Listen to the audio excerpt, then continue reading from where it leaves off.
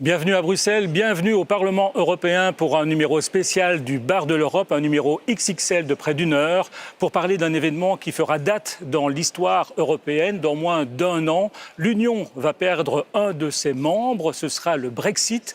Mais la Grande-Bretagne pourrait-elle faire son grand retour un peu plus tard? Voici le Bar de l'Europe, Formule Maxi.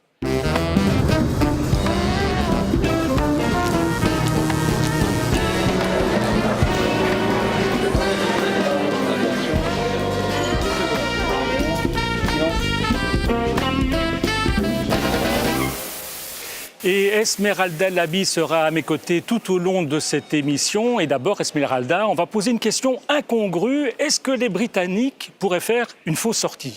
Oui, les Britanniques pourraient très bien quitter l'Union européenne et ils pourraient y revenir plus tard, quelques années plus tard. On en parle en tout cas, c'est très sérieux, mais quand même, est-ce que ce n'est pas un peu du pipeau? Je vous propose l'analyse de Christian Dupont avec le coup de crayon magique de Benoît Viérin. Auch wenn die Briten einmal ausgetreten sind, nach Artikel 50, gibt es auch einen Artikel 49, der den Wiederbeitritt erlaubt. Und das hätte ich gerne. Une blague? Eh bien non, l'article 50, qui prévoit la sortie d'un État de l'Europe, prévoit aussi son retour sur la base de l'article 49, celui qui règle la procédure d'adhésion d'un pays à l'Union.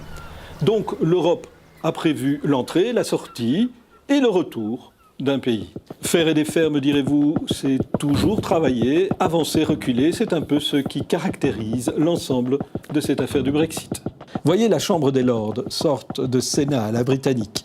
Elle est entrée en résistance. Les Lords, ce sont ces hommes et ces femmes avec perruques et manteaux d'hermine, très nombreux, plus de 800, fort âgés, puisque plus d'un cinquième a au-delà de 80 ans, nommés à vie. Aucun n'est élu directement par la population. Pas nécessairement donc une bande de progressistes ou de révolutionnaires, mais ils ont du pouvoir. La preuve, ils sont parvenus à retarder la date initiale prévue pour le référendum. Et ils pourraient faire la même chose avec un éventuel accord entre le gouvernement britannique et l'Union. Comment? Tout simplement en renvoyant le projet à la Chambre basse, en pinaillant sur tel ou tel aspect du projet. Faire et défaire, aller-retour, va-et-vient entre les chambres, tout cela pourrait donner du temps aux partisans d'un nouveau référendum. Comme le mouvement Renew Britain. 222 jeunes ont entamé une longue marche au travers du pays pour faire comprendre aux Britanniques qu'ils se sont trompés ou qu'on les a trompés. Refaire après avoir défait. Pourtant, tout le monde le dit, les chances d'un second référendum sont très minces. La majorité des Britanniques estiment que le pays peut s'en sortir seul et se développe même un sentiment de fierté nationale par rapport à cela, et particulièrement dans les milieux populaires où l'on préfère ce sentiment à un retour penaud au sein de l'Union. Peut-être est-ce finalement la raison de l'intervention du président de la Commission, obtenir le retour des Britanniques au sein de l'Europe en s'appuyant sur des hommes comme Tony Blair, symbole pour beaucoup de gens du mépris des politiques pour les choix de la population. Une manière pour Jean-Claude Juncker de récupérer ce qu'un vote démocratique lui a fait perdre. Pas sûr que cela soit très bien vu par les citoyens européens déjà échaudés par ce type de manœuvre. Mais bon, cela fait tourner la machine. Et pour la bureaucratie, comme pour certains politiques, cela fait durer le plaisir. Retour sur le plateau du Parlement européen à Bruxelles et avec nous Alan Smith. Merci d'être avec nous. Vous êtes député européen, membre du Parti national écossais qui est au pouvoir à Édimbourg. C'est un parti de gauche, écologiste, indépendantiste. Alors vous qui êtes pro-européen, il faut rappeler que l'Écosse a voté massivement contre le Brexit. Comment vivez-vous vos derniers moments de citoyen européen? Un peu comme si vous étiez sur un lit de mort? C'est un désastre, c'est chaos, c'est un scandale chez nous maintenant. C'est une grave situation. Beaucoup de gens chez moi en Écosse, chez nous en Royaume-Uni aussi, en fièrent maintenant, vraiment. C'est dur. Mais rien n'est inévitable avec Brexit, c'est clair. Il reste une possibilité de rester dans l'espace économique européen, comme exemple l'union douanière aussi peut-être. Et c'est aussi possible de renverser Brexit. Si toutes les choses sont pas possibles, l'indépendance écossaise est encore sur la table. On Donc verra. ça voudrait dire pour vous que la Grande-Bretagne pourrait ne pas sortir, ou alors est-ce qu'on pourrait aller vers un nouveau référendum? C'est en tout cas l'idée de certains, et notamment de ce parti Renouveau, Renew. C'est notre problème. Tout est possible. Rien Pas n'est facile. impossible chez nous maintenant. C'est Alice in Wonderland, c'est vraiment notre pays maintenant. Mais vous l'espérez, ce nouveau référendum, comme certains? En Écosse, nous avons déjà voté et nous avons déjà voté pour rester dans le cadre européen. Nous avons aussi voté sur la question d'indépendance il y a 3 ans et nous avons voté sur la question européenne pour beaucoup de gens de rester avec Grande-Bretagne, pour rester dans le cadre européen. Alors, il y a des solutions. Nous devons travailler dur pour trouver les solutions et la situation en Irlande du Nord, c'est dangereux. Et on en parlera. Chez nous, c'est dur, mais en Irlande du Nord, c'est dangereux, vraiment. Alors, il y a des propositions que le gouvernement écossais a fait, le gouvernement à Londres, mais c'est un désastre. Nous avons la situation avec le House of Lords, comme votre programme a expliqué. C'est plus Game of Thrones d'une modernité, une démocratie moderne. C'est une terrible situation. Est-ce que pour vous, la Grande-Bretagne pourrait faire son retour dans l'Union dans quelques années, 5 ans, 10 ans, que sais-je, en fonction de ce fameux article 49, comme on l'a développé dans la rubrique Pipo il y a quelques instants? Je pense que Brexit, c'est une mauvaise idée. Alors, si c'est une mauvaise idée, c'est pas inévitable. Theresa May, elle a activé l'article 50 avant les préparations politiques, pratiques, idéologiques. C'est tout un débat dans le Parti conservateur. Ce n'est pas un grand débat dans le Royaume-Uni ou Grande-Bretagne. Alors, les questions de renverser Brexit, un autre référendum, un vote dans le House of Commons, la Chambre des communes, tout est possible maintenant. Alors justement, il y a certains hommes politiques européens, comme Tony Blair en Grande-Bretagne, Jean-Claude Juncker, qui disent oui, mais allez, possibilité d'un retour de la Grande-Bretagne avant même la sortie. Moi, je me demande pourquoi. Pourquoi ils disent ça? Est-ce que vous pensez qu'ils ont un peu peur de perdre une certaine influence du côté du camp libéral? Si Brexit commence, si Brexit est en réalité, c'est un Royaume-Uni diminué. Diminué dans les questions sociales, les questions économiques, les Diplomatiques questions de défense, aussi. diplomatiques. Nous voyons maintenant la diminution d'influence britannique dans le monde. Et je suis un nationaliste écossais. Je suis écossais et européen, mais Brexit est mal pour la Grande-Bretagne, c'est mal pour le Royaume-Uni. Alors, Tony Blair, il propose le deuxième référendum sur la question européenne, mais si c'est après Brexit, c'est une question de sortir puis rentrer. Si ça la question, je pense que le prix politique est plus grand. Et le politique chez nous, en Royaume-Uni, n'est pas suffisamment maturé dans les choses européennes. Alors si c'est Brexit pour 20 ans, je pense. Minimum. Oui, je pense que ce n'est pas réalistique de sortir puis nous pouvons rentrer. Il faudrait une nouvelle génération d'hommes politiques, en quelque sorte. Voilà.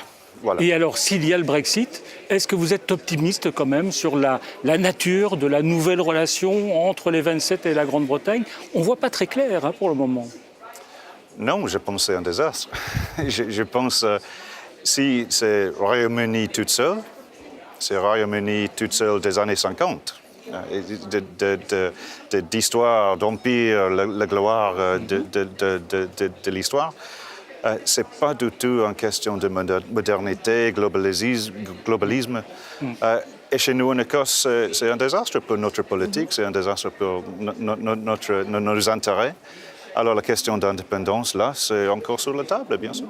Mais précisément, est-ce que votre intérêt, ce ne serait pas qu'il y ait un très très mauvais accord entre les 27 et Londres, parce que ça justifierait pour vous qui êtes indépendantiste la mise sur pied d'un nouveau référendum sur l'indépendance de l'Écosse? Mais c'est mal pour nous tous. Mon emploi pour le moment, c'est de gagner la meilleure situation pour mes citoyens. Mes citoyens en Écosse, aussi au Royaume-Uni. Je pense que le chaos, une mauvaise relation entre nos îles et Irlande, nos îles et les autres pays européens, ce n'est pas la meilleure situation pour formuler une proposition sur l'indépendance. Alors, Alan Smith, il y a quelqu'un qui a une question pour vous. C'est une citoyenne britannique qui vit à Bruxelles et c'est la question qui pique. Bonjour, je suis Rachel Barlow, je suis de nationalité britannique et résidente à Bruxelles depuis plusieurs années. Mr. Smith, j'ai une question à propos du whisky écossais et irlandais. Dans le nouveau contexte des relations avec le Royaume-Uni et l'Union européenne, comment l'Écosse va-t-elle faire pour promouvoir ce produit vis-à-vis du produit équivalent irlandais? Les Irlandais auront accès à l'union douanière, les Écossais plus. Que ferez-vous? Réponse? Ça pique vraiment. Le premier point, le whisky écossais reste le meilleur. Évidemment. Alors, ça c'est important de rappeler. Les autres choses, bien sûr, c'est un grand avantage pour les Irlandais de rester dans l'espace économique, l'union fiscale. Et c'est un grand problème pour nous. Notre whisky d'alcool, pour une bouteille de whisky que nous fabriquons 4 de gin ou whisky, gin ou vodka. C'est une très grande industrie pour nous. Alors de rester dans l'Europe, l'Union européenne, sinon rester dans l'espace économique européen, c'est absolument notre meilleure option. Mais votre correspondant a absolument le droit. C'est un grand avantage pour les Irlandais et un grand problème pour nous. Et vous, personnellement, Alan Smith, qu'est-ce que vous faites le 30 mars 2019? Et ceci n'est pas une invitation, évidemment. Vous noyez votre chagrin dans le whisky écossais, alors? Finalement, je peux ouvrir mon bar à Gran Canaria. Si j'ai le droit de travailler en Espagne, on va. Honnêtement, je ne suis pas sûr maintenant. Mon travail pour le moment, c'est de combattre Brexit, c'est de trouver les solutions, c'est d'être clair que l'Écosse ne veut pas Brexit. Mais ça vous inquiète vraiment, cette situation? Personnellement, oui, bien sûr. Mais je suis avocat comme profession. J'ai travaillé ici pour 15 ans maintenant. Ce n'est pas une question de mes intérêts personnels. Je n'ai pas une réponse de votre question pour le moment, mais on verra. La première chose, c'est de stop Brexit. On verra. Merci Alan Smith d'être venu vous accouder au bar de l'Europe. Vous allez céder la place à Guy Verhofstadt, qui est le négociateur pour le Parlement européen sur la question du Brexit. Mais avant cela, je vous propose une rencontre avec un romancier britannique. C'est vous qui l'avez rencontré, Esmeralda Laby, à Paris, et c'est un personnage. Oui, c'est un personnage. Il est énigmatique, mystérieux, un peu comme les romans d'espionnage qu'il écrit. Percy Kemp est un écrivain, donc son dernier ouvrage s'intitule d'ailleurs La promesse d'Hector. Il a 2 nationalités. Il est britannique et libanais. Et ce qui l'inquiète en ce moment, ce n'est pas tant le départ et le Brexit en lui-même, mais plutôt l'avenir de l'Union européenne une fois ce Brexit acquis. Rencontre avec Percy Kemp à Paris dans le bar anglais du théâtre Édouard VII. Et ce n'est pas tout à fait un hasard si cette interview a été tournée à l'ombre de la statue de ce roi d'Angleterre.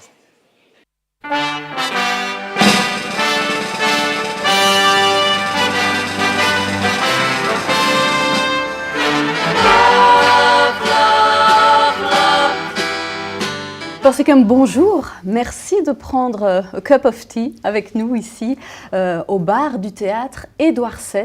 Édouard VII, célèbre roi d'Angleterre. Sa statue est à quelques mètres, on l'a vu. Roi d'Angleterre, mais aussi grand amoureux de la France. On disait de lui que c'était un pacificateur, l'oncle de l'Europe, justement parce qu'il était parvenu à signer des accords entre ses partis pour qu'il n'y ait pas de guerre. D'après vous, est-ce que tonton Édouard ne risquerait pas de se retourner dans sa tombe s'il entendait parler du Brexit aujourd'hui? Assurément. Il a dû se retourner dans sa tombe plusieurs fois auparavant, quand on pense que ses neveux se sont entretués pendant la guerre de 14-18. Et il n'aura pas vu mais le déclin et la chute de l'Empire britannique. Tous les petits-enfants de Victoria, à part le roi d'Angleterre détrôné. Donc je pense qu'à plus d'un titre, il doit faire la girouette. Et vous, Percy Kemp, vous êtes écrivain, mais vous êtes aussi avant tout citoyen britannique. Comment vous le percevez, comment vous le vivez, ce Brexit? Est-ce que c'est Une anecdote, un détail, une déchirure, ou comme on dit chez vous, I don't care? Non, je ne peux pas dire, si je suis concerné par la société dans laquelle je vis, je ne peux pas dire I don't care. Je suis, comme vous le savez, anglais de père et libanais de mère, et je suis aussi de culture française. Le français est ma langue d'intimité, c'est la langue que je parle avec ma femme, donc je suis, disons, affecté à plus d'un titre, puisque du côté de ma mère, cet Orient proche et d'où je viens est de plus en plus repoussé, alors qu'il se fait pressant aux portes de l'Europe. Du côté anglais, je suis pratiquement en rupture avec l'Europe, et pourtant je suis de culture et de langue française et européenne. Vous vous sentez tiraillé alors? Non, je ne pense pas. Je ne me sens pas tiraillé parce que pour moi, le problème essentiel se situe moins au niveau de l'identité aujourd'hui avec le Brexit qu'au niveau de la manière de gouverner. Si j'ai je ne dirais pas des inquiétudes, mais si j'ai des interrogations, c'est sur non pas l'Angleterre ou le Royaume-Uni hors de l'Europe ou à l'intérieur de l'Europe, mais la manière dont le Royaume-Uni et les autres pays européens vont être gouvernés. Parce que nous avons été habitués jusqu'à maintenant à une Europe qui était essentiellement démocrate et libérale. Et de plus en plus aujourd'hui, on voit apparaître une nouvelle forme de démocratie, populiste et référendaire, qui favorise l'émergence d'un exécutif très fort. Et donc de plus en plus, une marginalisation des élites élues, parlementaires, au profit d'une élite restreinte qui est élue au suffrage universel et qui concentre les pouvoirs. L'exemple français est évident là, puisque c'est un régime présidentiel très fort. Je vois très peu de pays, même les États-Unis, où une élection présidentielle peut entraîner un raz-de-marée parlementaire en faveur d'une majorité présidentielle. En Angleterre, sur le plan du Brexit, ce qui se joue, à mon avis, plus que l'adhésion ou non du Royaume-Uni à l'Europe, c'est qui va décider. Et aujourd'hui, des voix de plus en plus nombreuses s'élèvent pour redonner la parole aux parlementaires. Et il y en a qui rêvent d'encore annuler ce Brexit. Et puis il y a quelques jours, il y a le Parlement britannique même qui a dit oui, on pourrait peut-être renoncer si jamais on n'avait pas un accord satisfaisant, fort. Oui. Moi, je me dis, mais alors qu'est-ce qu'ils veulent vraiment? On se demande effectivement si on n'est pas un peu dans un roman de politique fiction, où c'est même mieux qu'un roman d'espionnage. Vous qui êtes auteur, ça vous inspire, ça? Ce qui se passe, c'est qu'au Royaume-Uni maintenant, c'est que le gouvernement, sous la pression, bien sûr, du référendum en faveur du Brexit, a décidé de négocier avec les Européens et de sortir, en tout cas, qu'il y ait ou non accord. Or, les voix qui s'élèvent aujourd'hui, essentiellement chez les parlementaires, y compris la Chambre des Lords,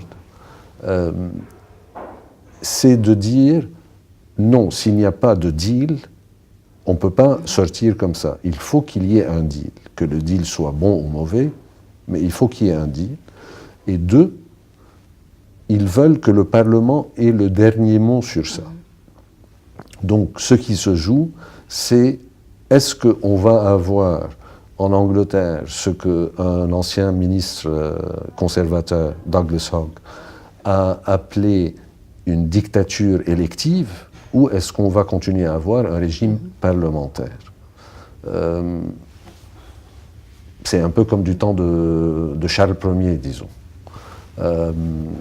Monarchie absolue dans le temps, aujourd'hui c'est dictature élective, et bien sûr je n'utilise pas le mot dictature, et lui non plus d'ailleurs, dans un sens péjoratif, puisque la dictature est un terme juridique, c'est le peuple qui donne le droit à quelqu'un de dicter. comme par exemple le Sénat romain l'a fait avec Jules César et d'autres. Donc vous êtes relativement optimiste. Et en préparant cette interview, j'ai un peu regardé comment vous vous présentiez, quel était un peu votre CV, comme on dit.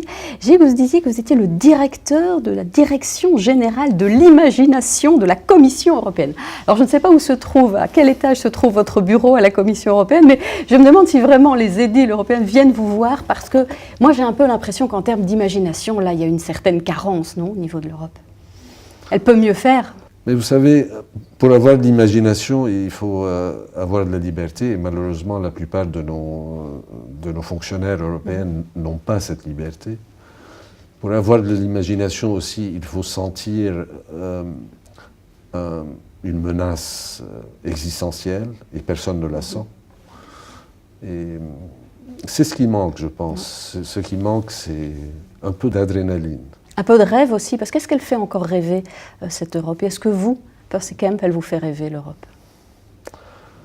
Je ne peux pas dire, mais je ne peux pas dire que ça me fait rêver. Mais les rêves ne sont pas toujours bons, parce que les rêves peuvent aussi mener à la démesure. Je pense que c'est Jacques Delors à qui on demandait pourquoi la mayonnaise ne prend pas, pourquoi les gens ne s'emballent pas pour l'Europe.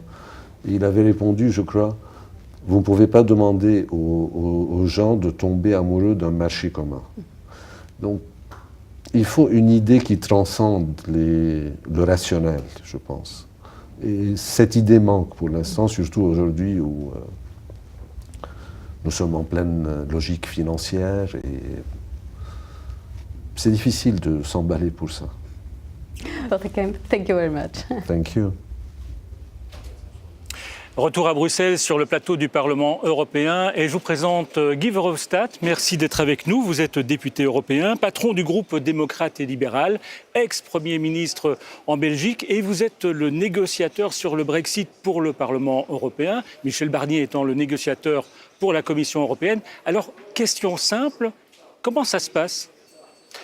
Pour le moment, on attend en fait une position du gouvernement britannique sur pas mal de questions. Tout d'abord sur la question de l'Irlande, comment éviter une frontière entre l'Irlande du Nord et la République d'Irlande. Et deuxièmement aussi une proposition sur ce qu'on appelle une possible union douanière entre le Royaume-Uni et l'Europe. Et pour le moment, il y a en fait, dans le gouvernement britannique, on est en pleine discussion pour savoir quelle voie il faut suivre. Et donc ça veut dire quoi, que ça avance ou non, ça n'avance pas? Pour le moment, ça bloque là-dessus. Ça patine. Ça bloque là-dessus. Et puis, nous, on a dit il n'y a pas d'accord de retrait possible s'il n'y a pas une solution pour l'Irlande du Nord et pour la République d'Irlande, qu'il n'y a pas de frontière entre les deux. Oui. On va y revenir d'ailleurs un peu plus tard. Et puis, deuxièmement, il faut savoir aussi la proposition de la Grande-Bretagne sur l'avenir. Quel type d'association ou de partenariat ils veulent avec l'Union européenne.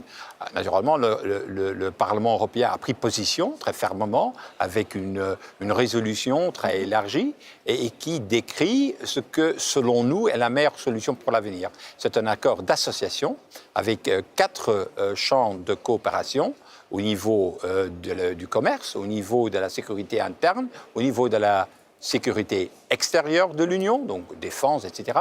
Et puis des coopérations thématiques sur, par exemple, l'innovation, sur Erasmus, sur Euratom, etc. Donc ça veut dire qu'au sein de l'Union, je mets évidemment le Royaume-Uni de côté, il y a un certain consensus. Non, là, il y a une unité de vue. Là, il y a, certainement sur les principes, pas peut-être sur les détails, mais sur les principes, je peux dire que les 27 États membres de l'Union européenne, et en plus de ça, les institutions européennes, Commission, Conseil et Parlement, travaillent ensemble et ont une position unique, ce qui peut-être a surpris les Britanniques. C'est déjà ça, parce que peut-être les Britanniques avaient pensé au début de la négociation, waouh, on va voir avec l'Union européenne, c'est tous les jours la même chose, ils vont se diviser, ce qui n'est pas le cas. Parce que, et pourquoi? Parce que je pense que tous les États membres sont bien conscients du fait que l'avantage du marché unique et de l'Union européenne, pour chaque pays individuellement, est supérieur à leur relation avec le Royaume-Uni. Mais vous parliez d'union douanière, ça veut dire quoi concrètement? Ça veut dire que les produits vont pouvoir circuler librement entre les 27 et la Grande-Bretagne, qu'il n'y aura pas de taxes, mais ça veut dire aussi que la Grande-Bretagne va devoir respecter des normes, des règles commerciales européennes. En effet, c'est là le problème. Et en plus de ça, ça veut aussi dire que s'il y a une union douanière, nous, on n'est pas contre, hein, parce qu'on veut quand même que pour nos entreprises, ça reste facile à faire des affaires au Royaume-Uni. Mais c'est Theresa May qui n'en veut pas. C'est-à-dire, il y a certaines Britanniques qui n'en veulent pas. Pourquoi? Parce que, naturellement, s'il y a une union douanière, automatiquement, la politique de commerce qui est liée à cette union douanière est faite par l'union douanière, donc par l'Union européenne, et pas par la Grande-Bretagne. Et c'est justement ça que certaines Britanniques ne veulent pas. Ils veulent regagner le pouvoir de faire des accords de commerce, tandis que tout le monde sait que la meilleure façon de faire des accords de commerce, c'est de le faire ensemble, avec l'Union européenne, parce qu'on est plus fort autour de la table de négociation, par exemple envers les Chinois, envers les Américains, envers n'importe quel autre pays, si on est ensemble, si on est Union européenne. Mais c'est ça le problème. Le problème n'est pas une union douanière. Tout le monde veut une union douanière. Mais la conséquence en est que la compétence pour faire des accords de commerce est de nouveau du côté de l'Union européenne. Et c'est ça, en fait, que certains Britanniques ne veulent pas. Et s'il y a une union douanière, c'est un peu comme si la Grande-Bretagne ne sortait pas vraiment de l'Union européenne. C'est ça que disent en fait certaines de leurs compatriotes. Néanmoins, on peut dire, on peut être dans le marché unique, par exemple, et pas être membre de l'Union européenne. C'est le cas de la Norvège. Ils ne veulent pas ça non plus. Ça, c'est pour une autre raison. C'est parce que si on est dans l'union, dans le marché unique, il faut aussi accepter la liberté de circulation des personnes. Et c'est ça qu'ils ne veulent pas, les Britanniques. Donc le problème n'est pas l'Union européenne dans ces négociations. Le problème sont les lignes rouges des Britanniques qui disent on ne fait pas de ceci, on ne fait pas de cela, on ne fait pas de ceci, on ne fait pas de cela. Et ça rend impossible, en fait, les meilleures solutions, pas seulement pour nous, mais aussi les meilleures solutions pour l'économie britannique. Mais justement, parlons des personnes et des citoyens européens, parce qu'ils sont aussi les premiers concernés. Qu'est-ce que ça va changer, mais concrètement, pour eux, dans la vie de tous les jours? Nous, on veut que rien ne change. D'accord. Ça veut dire que les Européens qui vivent là-bas, on veut qu'ils peuvent continuer leur vie sans difficulté, sans, je dirais, embarrassement bureaucratique. Et pas seulement maintenant, mais aussi après le départ des Britanniques. On a plus ou moins un accord là-dessus, mais j'ai quand même des doutes encore sur les procédures. Parce que quand les Britanniques nous disent « oui, ça va être une procédure simple pour rien avoir… » j'ai déjà vu ça multiples fois dans la politique, qu'on dit que ça va être simple et que ça devient de plus en plus compliqué. Mais il y a quand même quelque chose qui va changer concrètement, c'est que le budget de l'Union européenne va être réduit. On va perdre 11 milliards par an avec le départ des Britanniques. Oui, mais ça, là, il y a une proposition de la Commission pour résoudre ce problème, c'est d'avoir un budget de l'Union européenne qui va être de 1,1 ou 1,11, pour être plus précis, du produit intérieur brut de l'Union européenne. Ce qui me paraît une proposition raisonnable, surtout que c'est une proposition qui va en finir avec le rebate britannique, ça veut dire avec la diminution du budget pour la Britannique. Madame Thatcher avait obtenu dans le temps le chèque britannique, c'est mieux comme expression. Deuxièmement, c'est une proposition qui va réduire quand même des dépenses classiques dans l'Union européenne, par exemple au niveau de l'agriculture, des fonds de cohésion. Et troisièmement, qui va libérer plus d'argent, par exemple pour la gestion des frontières extérieures de l'Union européenne, ou par exemple pour des initiatives au niveau de la défense européenne. Et donc je crois que ce problème peut être résolu assez facilement s'il y a naturellement une volonté pour les États d'aller de 1% jusqu'à 1,1% du produit intérieur brut, ce qui me paraît un petit effort à faire. Puisqu'on parle de gros sous, alors finalement, est-ce que les Britanniques n'avaient pas raison en disant bah oui, ça nous coûtait trop cher l'Union? C'est trop cher, on parle de 1%. Tandis que, en fait, tous les États et tous les organisations publiques au niveau de l'Europe coûtent 40% aux citoyens. Donc on ne peut pas dire que ça coûte trop. Non, le problème n'est pas là. Je trouve qu'il faut reconnaître quand un pays si important que le Royaume-Uni sort de l'Union, ce n'est pas un succès. Hein. On ne peut pas dire « fantastique, le Royaume-Uni sort ». Mais de l'autre côté, ce qu'on a vu depuis le Brexit, c'est que l'opinion publique dans la plupart des pays a réagi d'une autre façon que on pensait initialement. Au début, on pensait, après le Brexit, il va y avoir un exit, un Dexit, un Frexit, même les Français qui vont sortir. Bien, c'est le contraire qui s'est passé. C'est Macron qui a été élu, ce n'est pas Le Pen qui a été élu en France. Parce que les gens ne sont pas aussi cons de dire, on va suivre les Anglais, on va sortir de l'Union européenne. Et on voit dans des pays comme par exemple le Danemark ou l'Irlande, une énorme poussée du sentiment pro-européen. Mais ça ne veut pas dire qu'il ne faut pas reformer. La faute, l'erreur à ne pas commettre, c'est maintenant de penser « Ah oui, bon, Macron a gagné en France, les Britanniques font sortir, puis tout est résolu ». Ce n'est pas du tout le cas. Il faut refonder l'Union européenne et il faut le faire, je dirais, en parallèle avec le Brexit. Annuler le Brexit, refaire un référendum, certains y pensent, c'est imaginable? Ce n'est pas une question pour nous, c'est une question des Britanniques. Nous, on ne va pas se mêler là-dedans. Nous, on ne négocie pas, ni Barnier, ni moi, ni... mais Juncker l'a suggéré, hein? Oui, mais nous, oui, mais il a dit ça pour plus tard, il a dit dans 20 ans, dans 30 ans. Moi, j'ai dit ça exactement la même chose. Je suis persuadé que dans 20 ans, dans 30 ans, il va y avoir une génération... oui, il va y avoir une génération plus jeune qui va vouloir revenir dans l'Union européenne. Parce que l'avantage de la Grande-Bretagne, c'est pas en dehors, c'est à l'intérieur.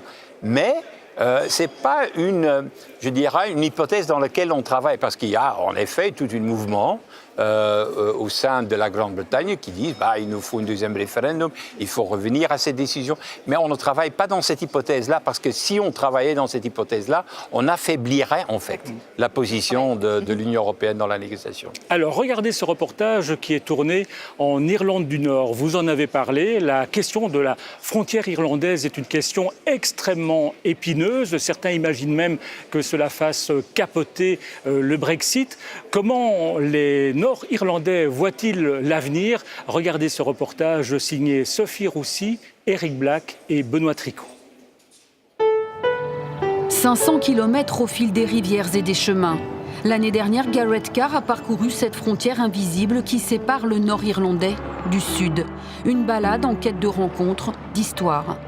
Né avant la paix, cet écrivain gardait en lui des souvenirs de ces lieux, parfois violents. J'ai grandi assez proche de la frontière. Quand j'étais jeune, c'était une frontière dure, avec une occupation militaire importante et des postes douaniers.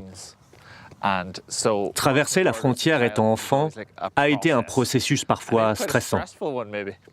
Il y a 20 ans, la frontière passait entre les champs, les fermes, au milieu de ce lac.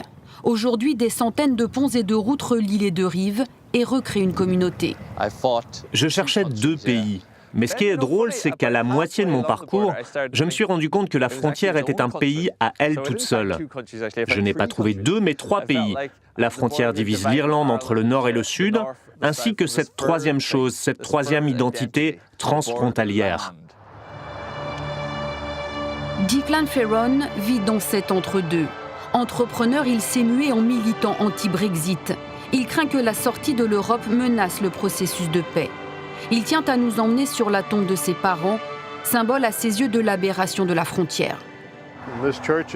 Cette église se trouve au nord et notre cimetière au sud. La population a vraiment très peur qu'une frontière arrive de nouveau, des postes douaniers.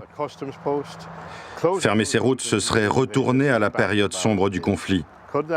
Est-ce que cela mènerait à de la violence, au retour des troubles? J'en suis persuadé. Ce ne sera qu'une question de temps. Sur la colline qui domine, les soldats britanniques sont restés jusqu'en 2003.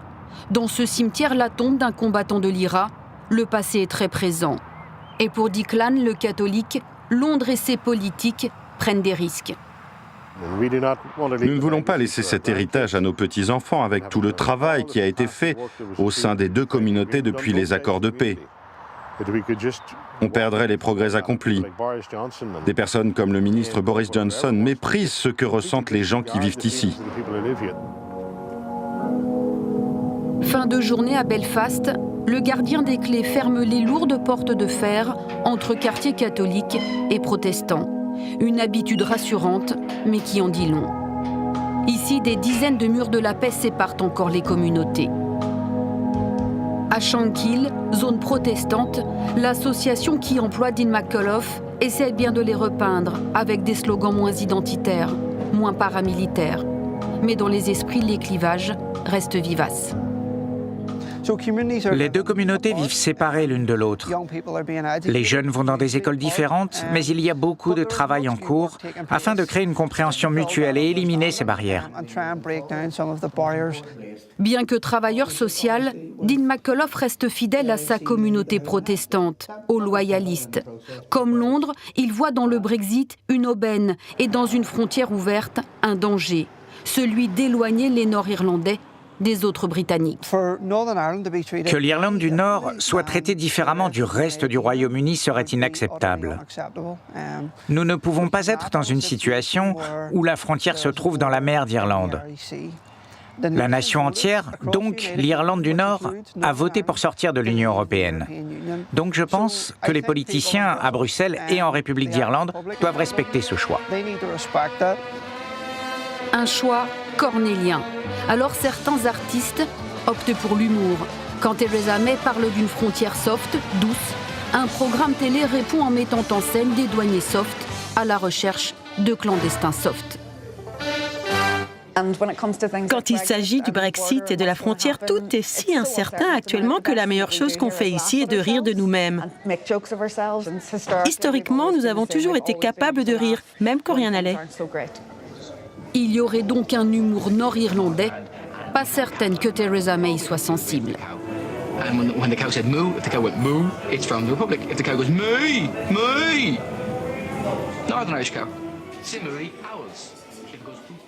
Retour sur notre plateau au Parlement européen à Bruxelles. Guy Verhofstadt, ça semble bien compliqué. Même les Irlandais entre eux ne semblent pas d'accord sur la manière dont les choses doivent évoluer. Tout le monde est d'accord qu'il ne faut pas retourner à une frontière entre l'Irlande du Nord et la République d'Irlande. Là, tout le monde est d'accord. La façon de le faire, c'est ça le problème. Parce que c'est facile de le dire, c'est beaucoup plus difficile de le faire si, avec le Brexit, naturellement. Avec le Brexit, normalement, en principe, l'Irlande du Nord, qui est liée naturellement avec le Royaume-Uni, qui fait part du Royaume-Uni, va sortir de l'Union européenne. C'est la frontière extérieure. Et donc, normalement, la frontière extérieure sera exactement ce qu'on veut éviter, ce que les Irlandais veulent éviter. Et pour éviter cela, il y a une autre possibilité, c'est naturellement de faire de sorte que tous les règlements sont les mêmes entre le Nord et le Sud, entre la République d'Irlande et l'Irlande du Nord. Ça, c'est une possibilité. Et qu'il y a une sorte d'union douanière entre les deux. Mais ça veut dire... soft alors?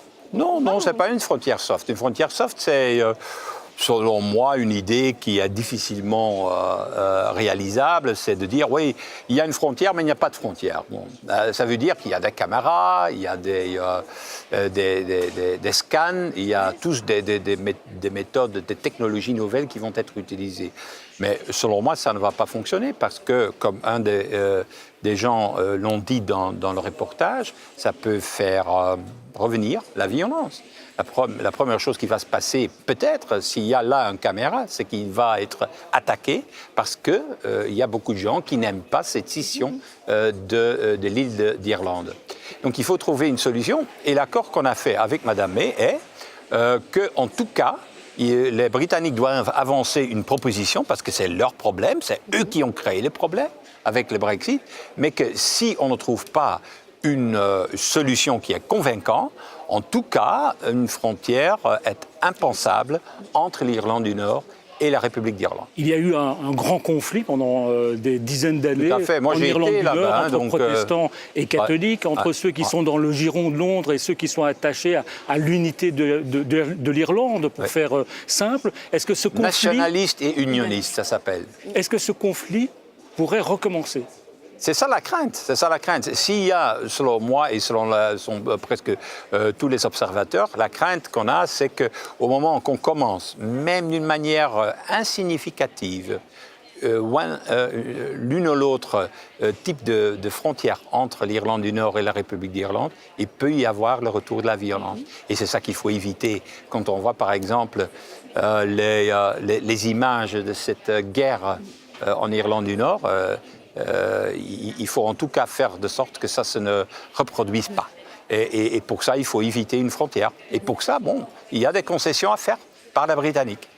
Alors, les Britanniques qui vivent en Europe ont reçu des assurances sur le maintien de leurs droits après le Brexit, mais manifestement, certains se méfient. À Bruxelles, par exemple, de nombreux résidents britanniques demandent la nationalité belge. C'est un reportage tourné par une équipe de jeunes journalistes, de jeunes étudiants de l'école de journalisme de Louvain, en Belgique. Reportage signé Gabriel Del Castillo, Robin Thomas et Béatrice Grandet. À Bruxelles, 2 ans après le vote du Brexit, de nombreux Britanniques sont inquiets à l'idée de devoir plier bagages après avoir fait leur vie dans la capitale. C'est le cas de Richard Craddock, d'origine écossaise, rencontré à son retour d'un voyage à Édimbourg aux côtés de sa femme.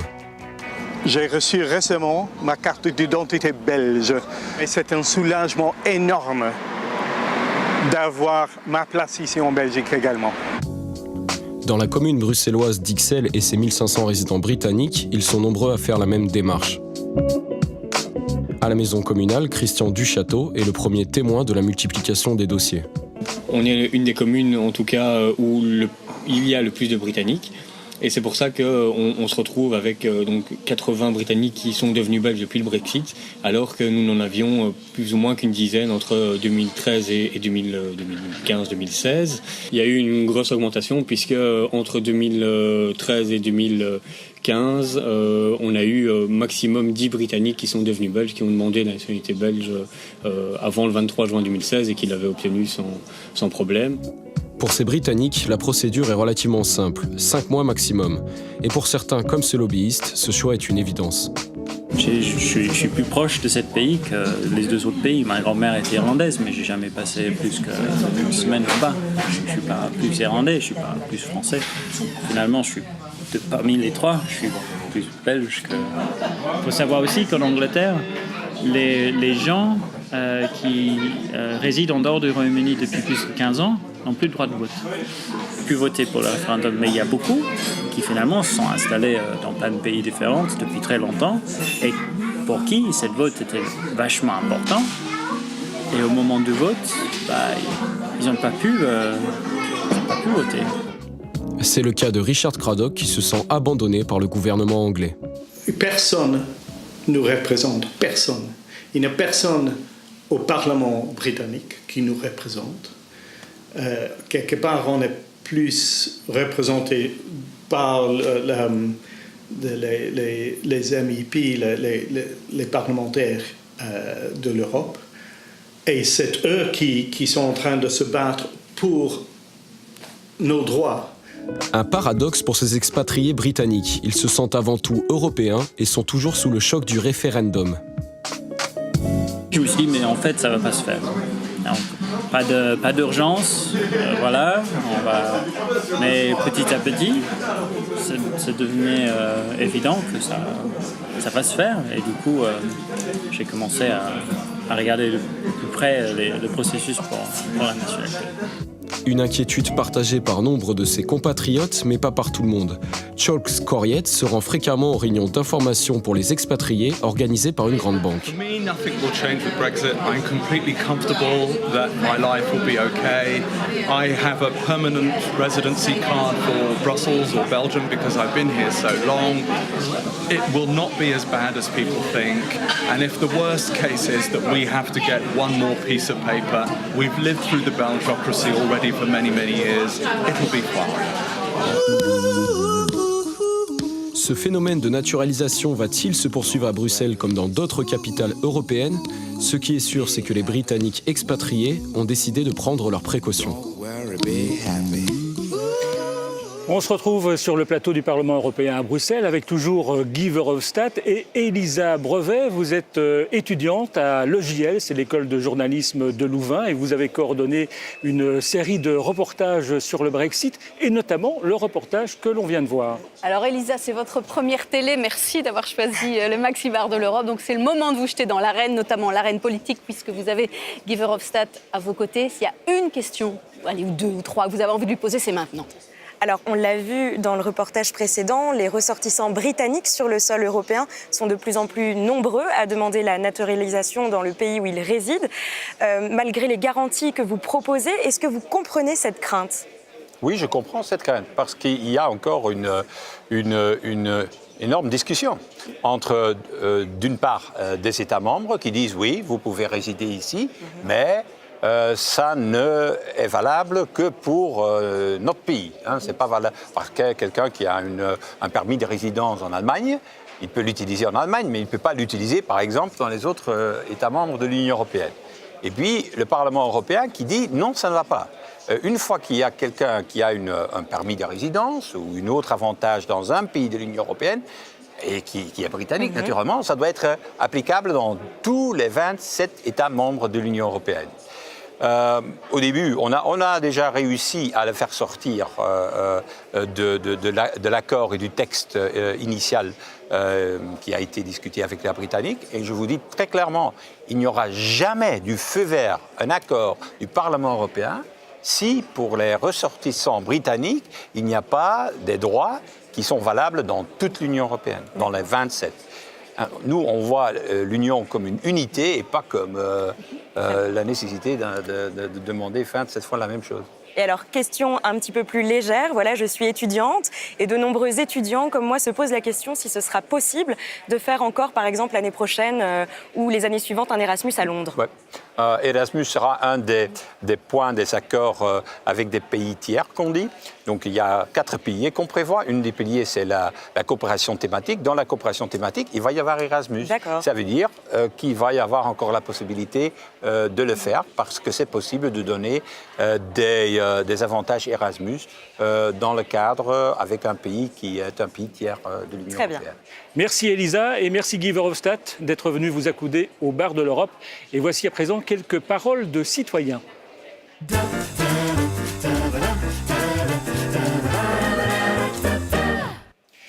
Et de nombreux citoyens britanniques ne s'habituent manifestement pas à l'idée du Brexit. C'est ce que l'on va voir dans ce reportage qui est tourné en Écosse. C'est un reportage qui a été réalisé par les Haut-Parleurs. Les Haut-Parleurs, c'est une chaîne de jeunes reporters francophones à travers le monde et c'est signé Tao.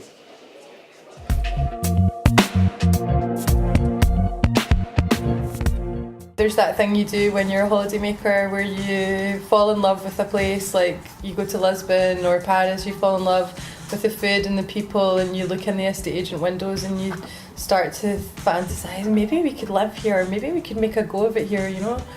And you start to like have these kind of romantic discussions about it and really just dream about what your other future life could be somewhere else.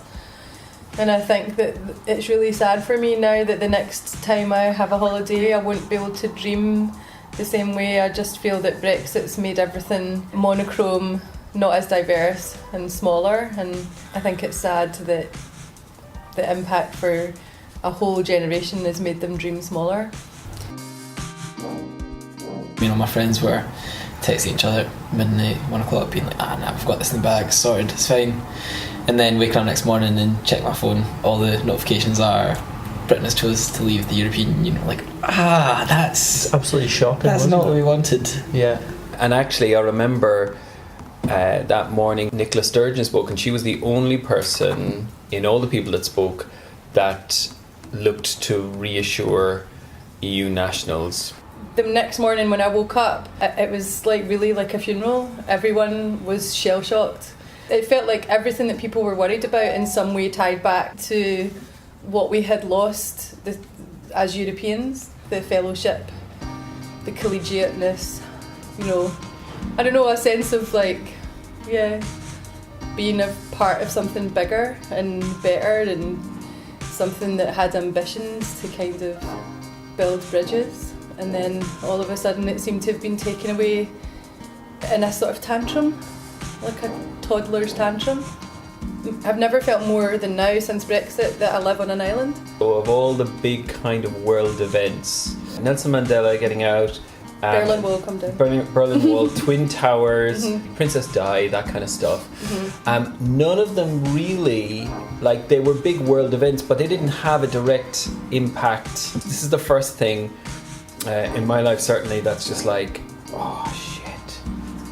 There's some, whatever happens from here on in is going to be different to how it was for me at the end. Do you think French people will be able to understand her accents? Oh, that would be subtitles. Voilà, on a en tout cas bien compris que ces jeunes avaient le sentiment d'avoir été roulés dans la farine. Et on accueille Ibtissem Barret, vous êtes notre spécialiste des réseaux sociaux que vous avez scrutés. Et on va finir en musique, hein. Oui, je vais vous parler de l'Eurovision. Et vous allez voir, c'est pas qu'un concours de chant, c'est aussi un peu politique, surtout cette compétition où de nombreux pays sont représentés, dont la Grande-Bretagne. Cette année, c'est la chanteuse Suri avec le titre Storm qui portait fièrement les couleurs de l'Union Jack. Mais tout ne s'est pas passé comme prévu. Regardez. Storms don't last forever, forever. Remember, we can hold our hands together through the storm, through the storm. Storms don't last forever. We can hold our hands. Un grand moment de solitude pour Suri, on lui a coupé le sifflet. Cet homme qui est monté sur scène considérait que la Grande-Bretagne n'avait plus sa place dans cette compétition. Du moins, c'est ce qu'il aurait dit en garde à vue, parce que concrètement, personne n'a compris ce qu'il a crié. Allez, je vous mets au défi de nous le dire. On réécoute.